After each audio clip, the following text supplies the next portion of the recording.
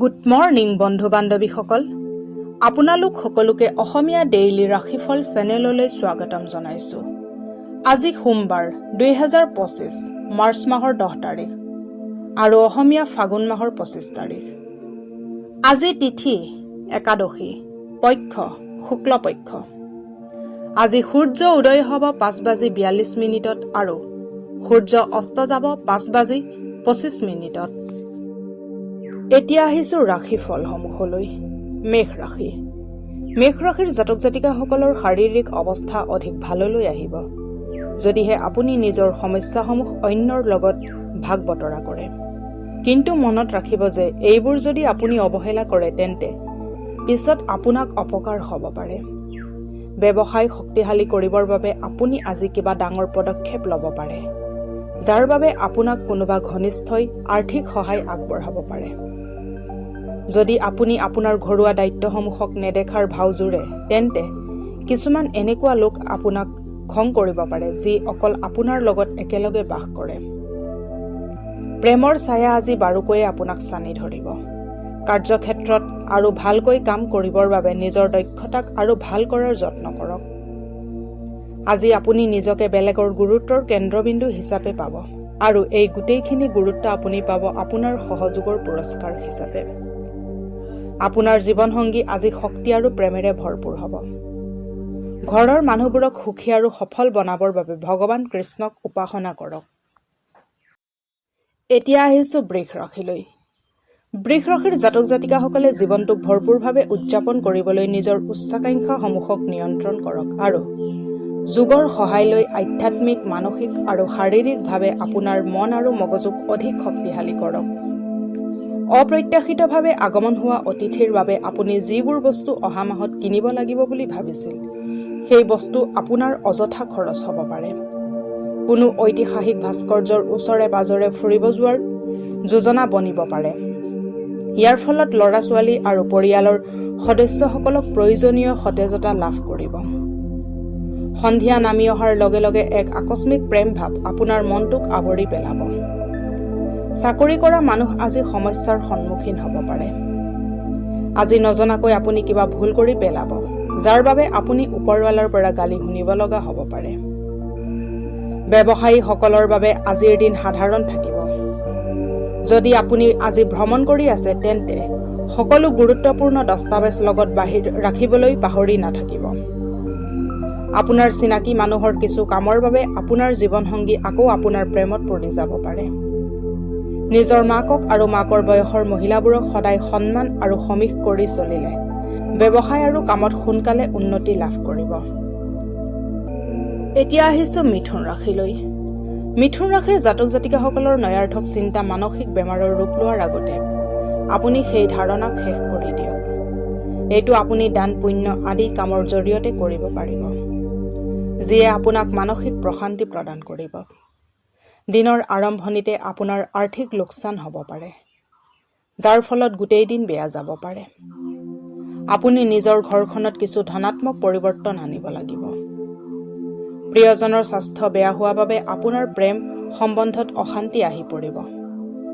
কাম কাজৰ বাবে আপোনাৰ ওপৰত কামৰ চাপ পৰিব পাৰে। এই ৰাশিৰ শিশুবোৰ খেলা ধূলাত দিন অতিবাহিত কৰিব পাৰে। এনেতে মা দেউতাবোৰ বেছি ধ্যান দিব লাগে, নহ'লে দুখ পোৱাৰ সম্ভাৱনা আছে। বৈবাহিক জীৱনত আপুনি আজি অলপ নিজস্ব সময়ৰ প্ৰয়োজন অনুভৱ কৰিব পাৰে। কলা কুকুৰ এটাৰ ভালকৈ যতন লওক আৰু নিজৰ প্ৰেমৰ সম্পৰ্কত ধনাত্মকতাৰ সঞ্চাৰ কৰক। এতিয়া আহিছোঁ কৰ্কট ৰাশিলৈ। কৰ্কট ৰাশিৰ জাতক জাতিকাসকলে ভাল বস্তুসমূহ গ্ৰহণ কৰিবলৈ আপোনাৰ মগজু আজি সক্ৰিয় থাকিব। আজি আপুনি বহুত সহজতে পইচা জমা কৰিব পাৰিব। অন্য লোকক আগতে দিয়া পইচা আজি ঘূৰাই পাব পাৰে অথবা যিকোনো নতুন পৰিযোজনাত পইচা লগাই ধন আৰ্জিব পাৰে। পাৰিবাৰিক দায়িত্বক পাহৰি নাযাব। আপোনাৰ চকু উজ্জ্বল হ'ব আৰু কলিজা বহুত জোৰকৈ ধপধপাব ধৰিব যেতিয়া আপুনি নিজৰ সপোনৰ ৰাজকুমাৰীক প্ৰথম লগ পাব। আপোনাৰ বছ অথবা বয়োজ্যেষ্ঠসকলক আজি ঘৰত আমন্ত্ৰিত কৰাৰ বাবে এটা শুভ দিন। দৰকাৰী কামক সময় নিদিয়া আৰু অদৰকাৰী কামত সময় অপচয় কৰা আজি আপোনাৰ বাবে ঘাতক প্ৰমাণিত হ'ব পাৰে। আজিৰ দিনাখন আপুনি বৈবাহিক জীৱনৰ প্ৰকৃত সুখ পাব পাৰে। শিৱলিংগত অভিষেক কৰিলে পাৰিবাৰিক জীৱনত সুখ নামি আহিব। এতিয়া আহিছোঁ সিংহ ৰাশিলৈ। সিংহ ৰাশিৰ জাতক জাতিকাসকলে যেতিয়া পৰিস্থিতিক নিজৰ নিয়ন্ত্ৰণত আনিব তেতিয়াই আপোনাৰ হতাশাসমূহ একেবাৰে নোহোৱা হৈ পৰিব। সোনকালে আপুনি বুজি পাব যে এই সমস্যাসমূহ চাবোনৰ ফেনৰ দৰে হয়, যি চুই দিয়াৰ লগত ফুটি যায়। আপোনালৈ মোৰ এটাই পৰামৰ্শ যে ধূম্ৰপান আৰু মাদক দ্ৰব্য সেৱনৰ পৰা এৰাই চলক। এইবোৰে আপোনাৰ স্বাস্থ্যৰ অপকাৰিতাৰ লগতে আপোনাক আৰ্থিকভাৱে দুৰ্বলো কৰি তোলে। সমস্যাসমূহক মগজুৰ পৰা দলিয়াই পেলাই দিয়ক আৰু ঘৰৰ সদস্য আৰু বন্ধুত্বৰ মাজত নিজৰ স্থিতি শুধৰাবৰ বাবে চিন্তা কৰক। বহুত দেৰিলৈকে আপোনাৰ প্ৰিয়জনক ফোন নকৰি তেখেতক বিৰক্ত কৰিব পাৰে। আপোনাৰ বায়'ডাটা অথবা ইণ্টাৰভিউ দিয়াৰ বাবে এয়া ভাল সময়। ছাত্ৰ ছাত্ৰী আজিৰ কাম কাইলৈ পেলাই নথব। যেতিয়াই খালী সময় পাব তেতিয়াই কামখিনি পূৰা কৰি ল'ব। এইটো আপোনাৰ বাবেই হিতকৰ। জীৱন লগৰীৰ লগত সময় আৰু ভালপোৱা কৰিবৰ বাবে বহুত সময় পাব। আপুনি কিন্তু আপোনাৰ স্বাস্থ্য বেয়া হৈ থাকিব পাৰে। আৰ্থিক লাভৰ বাবে পিতা অথবা পিতৃসম ব্যক্তিক সূৰ্যৰ কাৰক বস্তু দি বনোৱা আহাৰ গ্ৰহণ কৰাব। এতিয়া আহিছোঁ কন্যা ৰাশিলৈ। কন্যা ৰাশিৰ জাতক জাতিকাসকলৰ যদি বহুত বেছি মানসিক অশান্তি পাই আছে তেন্তে শিশুসকলৰ লগত সময় অতিবাহিত কৰক। সিহঁতৰ মৰম ভৰা আলিংগনে আৰু হাঁহিয়ে আপোনাৰ সকলো দুখ কষ্ট নোহোৱা কৰি দিব পাৰে। কোৰ্টত চলি থকা অৰ্থ সম্বন্ধীয় যিকোনো কেছত আপুনি জয়লাভ কৰিব পাৰে, যাৰ ফলত লক্ষ্মীৰ আগমন হ'ব পাৰে। আপোনাৰ নিৰ্ণয় আপোনাৰ সন্তানৰ ওপৰত থপিলে সিহঁতে খং কৰিব পাৰে। ভাল হ'ব যে আপুনি সিহঁতক নিজৰ পক্ষ বুজাই দিয়ক, যাতে সিহঁতে সেই কথাৰ প্ৰকৃত কাৰণ বুজি আপোনাৰ কথাক সহজতে মানি লওক। একপক্ষীয় প্ৰেম আপোনাৰ বাবে বহুত বেয়া বুলি পৰিগণিত হ'ব। কাৰ্যক্ষেত্ৰৰ পৰিস্থিতি আপোনাৰ পক্ষত আহিব বুলি অনুভৱ হ'ব। যদি আপুনি আজি এনেই এটা সিদ্ধান্ত উলিয়াই লয় আৰু অপ্ৰয়োজনীয় কাম কৰে তেন্তে আজিৰ দিনটো বহুত হতাশাজনক হ'ব। জীৱনসংগীৰ ফালৰ পৰা আপুনি আজি মনত আঘাত পাব পাৰে, যাৰ বাবে আপুনি হতাশ হৈ যাব পাৰে। পৰিয়ালত সুখ শান্তি বজাই ৰাখিবৰ বাবে ব্ৰাহ্মণক কেঁচা হালধি 5টা, আহঁত গছৰ পাত, হালধীয়া দালি, কেশৰ, সূৰ্যমুখী ফুল এটা আৰু হালধীয়া কাপোৰ এখন দান কৰক। এতিয়া আহিছোঁ তুলা ৰাশিলৈ। তুলা ৰাশিৰ জাতক জাতিকাসকলৰ আজি উৰ্জা দি ভৰপূৰ থাকিব আৰু কিবা এটা অসাধাৰণ কাম কৰিব। আজি আপোনাৰ শহুৰৰ আপোনাৰ পৰা আৰ্থিক সহায় বিচাৰিব আৰু সিহঁতৰ সহায় কৰি আপুনি আৰ্থিক বিপদত পৰিব পাৰে, যদিও অৱস্থা সোনকালে ভাললৈ আহিব। প্ৰভাৱশালী আৰু মহত্বপূৰ্ণ মানুহৰ লগত পৰিচয় বঢ়াবৰ বাবে সামাজিক গতিবিধিৰ বাবে ভাল সুযোগ আহিব। কিছুমান ব্যক্তিৰ জীৱনত বিবাহৰ মুহূৰ্ত অতি সোনকালে আহিব পাৰে, যেতিয়া নেকি আন কোনোবা এতিয়াহে জীৱন্ত নতুন প্ৰেমৰ অনুভূতি লাভ কৰিব। বন্ধু আপোনাক প্ৰশংসা দি ডুবাই দিব, কাৰণ আপুনি এটা বহুত জটিল কাম সম্পূৰ্ণ কৰাত সফল হ'ব। সময়ৰ পিনে লক্ষ্য কৰি আজি আপুনি সকলোৰে পৰা দূৰ হৈ অকলে সময় অতিবাহিত কৰি ভাল পাব। এনেকুৱা কৰাটো আপোনাৰ বাবে হিতকৰ বুলি প্ৰমাণিত হ'ব। আপুনি অনুভৱ কৰিব যে বিয়াৰ সময়ত কৰা সকলো প্ৰতিশ্ৰুতি সঁচা হয়। আপোনাৰ জীৱন লগৰীয়া আপোনাৰ প্ৰকৃত প্ৰেয়সী। নাবালিকা ছোৱালীৰ মাজত চকলেট, টুফি আৰু বিভিন্ন প্ৰকাৰৰ মিঠাই বিতৰণ কৰিলে আৰ্থিক উন্নতি হ'ব। এতিয়া আহিছোঁ বৃশ্চিক ৰাশিলৈ। বৃশ্চিক ৰাশিৰ জাতক জাতিকাসকলৰ কামৰ মাজত অলপ বিশ্ৰাম লোৱাৰ চেষ্টা কৰক আৰু বহু ৰাতি কাম কৰাৰ পৰা বিৰত থাকক। অকল এটা দিনক চালি জাৰি চাই জীয়াই থকাৰ বাসনাটোক নিয়ন্ত্ৰণ কৰক আৰু প্ৰয়োজনতকৈ অধিক সময় পইচা মনোৰঞ্জনত খৰচ নকৰিব। পাৰিবাৰিক দায়িত্বক পাহৰি নাযাব। আপোনাৰ সংগী আপোনাৰ ভাল চিন্তা কৰে বাবে মাজে মাজে আপোনাক খঙো কৰে। তেখেতে খং কৰিলে আপুনি বেয়া নাপাই তেখেতৰ কথা বুজিবলৈ চেষ্টা কৰিব। কৰ্মক্ষেত্ৰত প্ৰেম কৰাৰ পৰা বিৰত থাকক, নহ'লে আপোনাৰ বদনাম হ'ব পাৰে। যদি আপুনি কাৰোবাৰ লগত জড়িত হ'ব বিচাৰে তেন্তে অফিচৰ পৰা দূৰ হৈ তেওঁৰ লগত পাতিব পাৰে। আপোনাৰ অৱসৰ সময়ত আজি অপ্ৰয়োজনীয় কামত বৰবাদ হৈ যাব পাৰে। আপোনাৰ জীৱনসংগী আপোনাৰ ওপৰত খং কৰি থাকিব পাৰে, কাৰণ আপুনি কিবা গুৰুত্বপূৰ্ণ কথা তেখেতক ক'বলৈ পাহৰি গৈছে। দান বৰঙণি আগবঢ়াই থাকিব লাগে, যেনে দুখীয়া মানুহৰ বাবে পৰিষ্কাৰ খোৱা পানী আৰু বহুতো।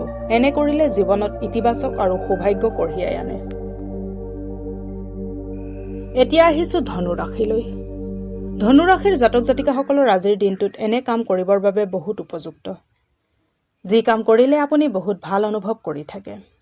আৰ্থিকভাৱে আজি আপুনি সবল থাকিব।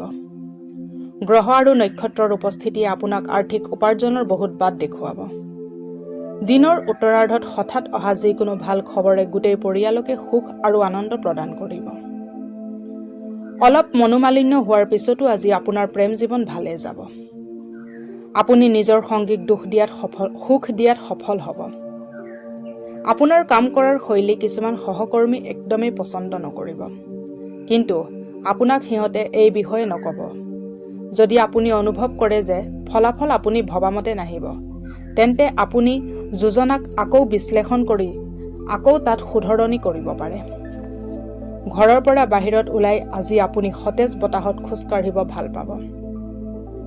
আজি আপোনাৰ মন শান্ত থাকিব, যিটোৰ লাভ আপুনি গোটেই দিন পাব পাৰে।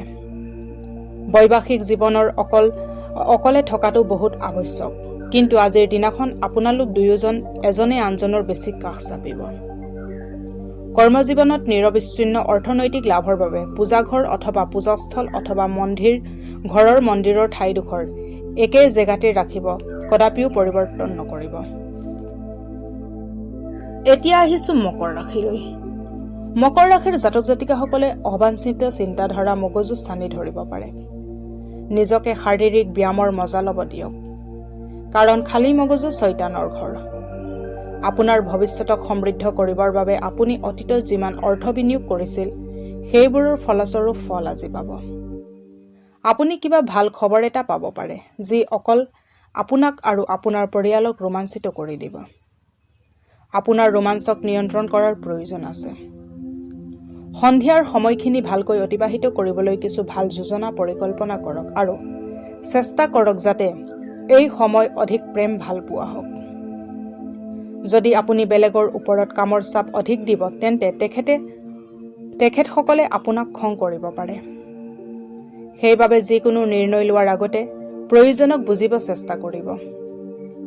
যিবোৰ বস্তু আপোনাৰ বাবে আৱশ্যক নহয়, সেইবোৰ বস্তুত আপুনি আজি অধিকতম সময় অপচয় কৰিব পাৰে।